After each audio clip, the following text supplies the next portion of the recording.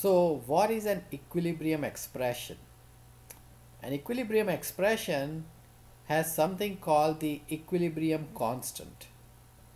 Remember, we had rate constants in the rate law. Now we have equilibrium and equilibrium constant uh, as it goes. So here is a generic version of some reaction. We have two reactants and two products. The lowercase a, b, c and d express the coefficients, four different coefficients, and the uppercase a, b, c, d express some formulas of the compounds involved. So we have A and B as reactants, uppercase, C and D uppercase are products, and the A, B, C, D lowercase are the coefficients. The equilibrium constant is written as uppercase A with a subscript of EQ, which denotes that it's an equilibrium constant, and it equals to the product of the product concentrations here, C, which is product 1, and D, which is product 2, raised to their individual coefficients. So C concentration raised to this C here, and D concentration raised to D, divided by reactant concentrations, which are A raised to the lowercase a, the exponent, and B raised to the lowercase b, the exponent. How exactly is this value, the equilibrium constant K, derived? Let's look at the reaction we have been probing so far, the reaction of nitrogen gas and hydrogen gas to produce ammonia. Now we know that at equilibrium, the forward rate must equal the reverse rate. We know that, that's why we are at equilibrium, because the rate at which the reactants are consumed is the same rate at which the product is consumed. So there is no net change. We can say that the rate, according to the rate law, the rate of the forward reaction, which is given here, the rate of this forward reaction is equal to K, lowercase k, which is your rate constant for F for forward, times the concentration of nitrogen raised to some exponent n times the concentration of hydrogen gas raised to some exponent m. Remember, this n and m can only be found experimentally. Well, that's the forward rate. The reverse rate would be given for the reverse reaction, which is here, and the reverse reaction has ammonia decomposing to give nitrogen and hydrogen gas. And because we write the rate laws only starting with the reactant concentration, the reverse rate is lowercase k, some rate law, some rate constant K, times the concentration of ammonia raised to some exponent P, also found experimentally. Because at equilibrium both the rates are equal, the rate of the forward reaction will equal to the rate of the reverse reaction. Now we can say that Kf times N2 raised to N times H2 raised to M equals to Kr times NH3 concentration raised to P. Once we do that, we can rearrange the equation. So we just have the rate constant for the forward reaction over the rate constant of the reverse reaction. When we rearrange that equation, we will have ammonia concentration, which is the product concentration, raised to some exponent P, over the reactant concentrations, nitrogen raised to some exponent n, and H2 concentration raised to some exponent m. This is how we arrive at this form, where we have the product concentration raised to their exponents over the reactant concentrations raised to their exponents. And it turns out that the equilibrium expression for our reaction of nitrogen and hydrogen to produce ammonia has this form. The exponents in the rate expression are numerically equal to the coefficients. So the coefficients which we have in the balanced equation is what shows up here ultimately in the equilibrium expression. Even though for the rate law we do not know what they are, but here they are the coefficients. K equilibrium is expressed at a given temperature. If the reaction was to take place at some other temperature, the equilibrium constant K would be some other value. First, you need to have a balanced equation. Without a balanced equation, there is no way for you to actually find out what are the exponents here. Only with a balanced equation can you actually write down the rate expression. So once we have the balanced equation, we write down the rate expression, and that rate expression gives you the rate constant K equilibrium, which is only applicable for a given temperature, whatever was the temperature at which the reaction was carried out and at which where all the concentrations were measured. By the way, in case this is confusing, we have square brackets here because this square brackets denote concentrations. Now the equilibrium constant Keq is never shown with any units, despite the fact that when we write this expression, concentrations are moles per liter, and when we raise them to some power and we do some analysis, ultimately the equilibrium constant K may have some units, but generally speaking the equilibrium constant K is shown as unitless. We just write down the value for it. We do not care about the actual units behind it, because there are different reactions which will have different units found in it. For example, in this reaction we have moles per liter squared divided by moles per liter raised to the power of 4. Why? Because here we have 3 and here we have 1, both together makes it to the power of 4, and then you have it cancelling out with 1 over moles per liter square, and then it gets inverted and becomes liter square over mole square, and so it gets very complicated, not to mention that some other reaction may have some other exponents here, in which case the unit for the equilibrium constant will be completely different. So having units for the equilibrium constant is not necessary as long as we express the equilibrium constant for a given reaction at a given temperature. We can compare equilibrium constant for that reaction with the same reaction carried out at some other temperature. Now whenever we write the equilibrium expression, only concentrations of gases and substances in solution are shown.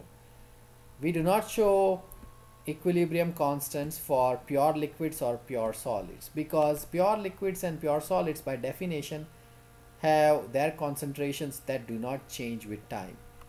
Only when you have liquid solutions or gases which are dissolved in air do their concentrations change with time. Okay, so here is a reaction with gases involved, hydrogen gas and fluorine gas reacting to produce hydrogen fluoride gas. There are no solids or liquids, they are gases. So we have our product concentration HF raised to this exponent, which is the coefficient 2, times the reactant concentration H2 raised to 1 and fluorine concentration raised to 1. This is your equilibrium expression. This equilibrium expression is only applicable because this is an equilibrium reaction. We know that by the reversible arrow, telling us that at some point the rate of the forward and the reverse reaction become equal and there is no net change, and you have all three species present in your reaction vessel. Now look at this reaction. You have solid manganese oxide, manganese dioxide, plus 4 H plus ion hydrogen ions plus 2 chloride ions dissolved, producing manganese ions, chlorine gas and liquid water. What should be the equilibrium expression for this reaction? We just said that pure solids and pure liquids are ignored. Their concentrations do not change. So we remove the solid part as well as the liquid part. That leaves us with just this 4 item from the center. 4H plus plus 2Cl minus producing Mn2 plus and Cl2.